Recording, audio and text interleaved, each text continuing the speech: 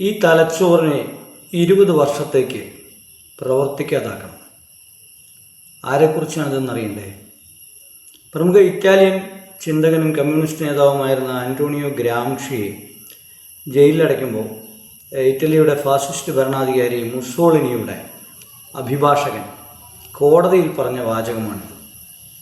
ഗ്രാംഷിയെ കൊല്ലരുത്, പക്ഷേ 20 കൊല്ലത്തേക്ക് ഇയാളുടെ തലച്ചോറ് പ്രവർത്തിക്കാൻ പാടില്ല. അത്രയും കടുത്ത പീഡനങ്ങൾ ആൻ്റോണിയോ ഗ്രാംഷി എന്ന മഹാനായ ചിന്തകൻ ജയിലിനകത്ത് നേരിട്ടു. 10 വർഷം കഴിഞ്ഞ് അദ്ദേഹത്തെ ജയിൽ മോചിപ്പിച്ചെങ്കിലും കുറച്ച് മാസങ്ങളെ ആ ജീവൻ നിലനിന്നുള്ളൂ. അദ്ദേഹം ഈ ലോകത്തോട് മഹാനായ വിപ്ലവകാരി വിട പറഞ്ഞു. ഗ്രാംഷിയുടെ ചിന്തകൾ കേരളത്തിൽ പ്രചരിക്കാൻ തുടങ്ങിയിട്ട് ഒരുപാട് കാലമായിട്ടില്ല. ഗ്രാംഷിയുടെ വർക്കുകളെല്ലാം പുറത്തു വന്നത് അല്പം വൈകിയാണ്. പക്ഷെ അദ്ദേഹം ജയിലിലെ കടുത്ത പീഡനങ്ങൾക്കിടയിൽ പലപ്പോഴും എഴുതുന്ന കടലാസുകൾ, കുറിപ്പുകളിൽ എഴുതി ജയിലിന് പുറത്തേക്ക് വിദഗ്ധമായി ഒളിച്ചു കിടത്തും നോട്ടുകളെല്ലാം.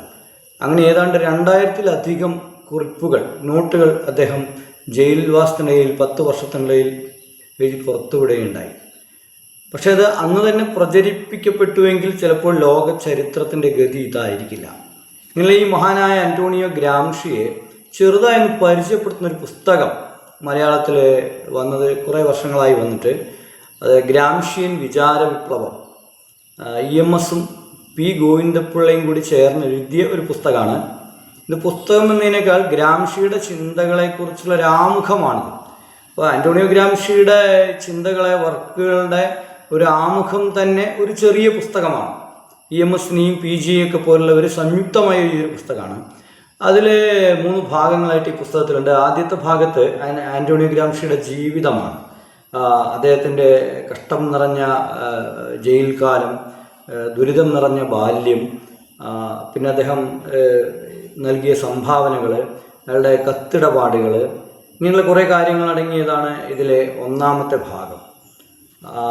പിന്നെ രണ്ടാം ഭാഗത്തിൽ വരുന്നത് ഗ്രാംഷി കുറേ പുതിയ വാക്കുകൾ സംഭാവന ചെയ്തു. സാമൂഹ്യശാസ്ത്രവും ചരിത്രവും ദർശനവും ഒക്കെ പഠിക്കുന്ന വിദ്യാർത്ഥികൾക്ക് കുറേ പുതിയ പദാവലികൾ, അതിൽപ്പെട്ടാണ് സിവിൽ സൊസൈറ്റി, പൗരസമൂഹത്തെ ഇത്രയും കൃത്യമായിട്ട് വ്യാഖ്യാനിച്ച മറ്റൊരു ചിന്തകനില്ല. അതുതന്നെ ഹെജിമണികൾ, നമ്മുടെ സമൂഹത്തിൽ പലതരം ഹെജിമണികൾ നിലനിൽക്കുന്നുണ്ട്.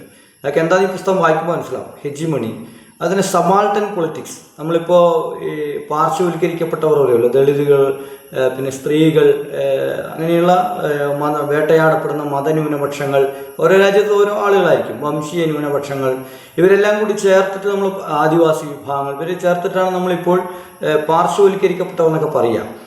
ഇവരെ കുറിക്കാൻ വേണ്ടി ആൻ്റോണിയോ ഗ്രാംഷി പറഞ്ഞൊരു വാചകമായിരുന്നു ഈ സബാൾട്ടൻ എന്നുള്ളത്. ഈ സബാൾട്ടൻ പൊളിറ്റിക്സിനെ കുറിച്ചൊക്കെ ഇപ്പോൾ ആളുകൾ വളരെയധികം ചിന്തിക്കാൻ തുടങ്ങിയിട്ടുണ്ട്. ഈ വാക്കിൻ്റെയും ഉത്ഭവം ഗ്രാംഷിയിൽ നിന്നാണ്. അങ്ങനെ ഗ്രാംഷിയുടെ പ്രത്യയശാസ്ത്രത്തെക്കുറിച്ചുണ്ട്. പിന്നെ അതിനുശേഷം മൂന്നാമത്തെ ഒരു ഭാഗമുണ്ട് ഈ പുസ്തകത്തിൽ.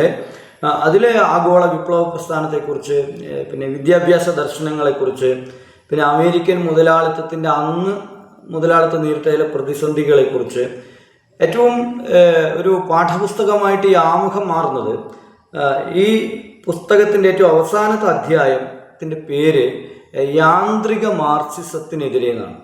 അത് മാർക്സിസം യാന്ത്രികമായിക്കൂടാ, അത് സ്വയം വളരെയും വികസിക്കുകയൊക്കെ ചെയ്യുന്ന ഒരു പ്രത്യയശാസ്ത്രമാണ്.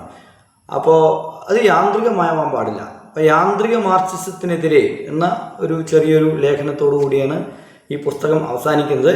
ഇത് ഗ്രാംഷിയെക്കുറിച്ചുള്ള സമ്പൂർണ്ണ പഠനമൊന്നുമല്ല, ഗ്രാംഷിയുടെ പ്രധാനപ്പെട്ട പുസ്തകങ്ങളെക്കുറിച്ചുള്ള, വർക്കുകളെക്കുറിച്ചുള്ള ഒരു ആമുഖം മാത്രമാണ് EMS-ഉം P. ഗോവിന്ദപിള്ളയും ചേർന്ന് തയ്യാറാക്കിയിരിക്കുന്നത്. ചിന്ത പബ്ലിഷേഴ്സാണ് പ്രസിദ്ധീകരിച്ചിരിക്കുന്നത്.